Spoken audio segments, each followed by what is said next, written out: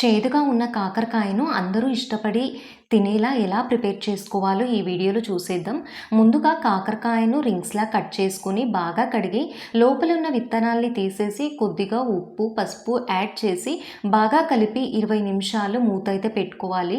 20 నిమిషాల తర్వాత మూతను తీసేసి కాకరకాయ లోపల వాటర్‌ని ఇలా పిండేసి పక్కనైతే పెట్టుకోవాలి.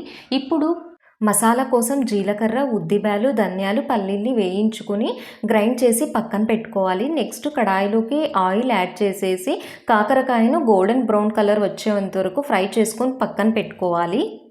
ఇప్పుడు అదే కడాయిలోకి కాస్త ఆయిల్ వేసి ఆవాలు, జీలకర్ర, కరివేపాకు, తెల్లుల్లిపాయలు, వెల్లుల్లిపాయలు, టమోటోను యాడ్ చేసి ముందుగానే గ్రైండ్ చేసుకున్న పౌడర్ని మీ స్పైసీకి తగినంత కారాన్ని కూడా యాడ్ చేసుకోవాలి. నెక్స్ట్ పచ్చి కొబ్బరి, కొత్తిమీర పేస్ట్ని కూడా యాడ్ చేయాలి. ఈ మసాలా అంతటిని బాగా కలిపేసి కాకరకాయను యాడ్ చేసి రుచికి తగినంత సాల్ట్, కొద్దిగా చింతపులుసును యాడ్ చేసేసి మీడియం ఫ్లేమ్ మీద 5 మినిట్స్ కుక్ చేసుకోండి.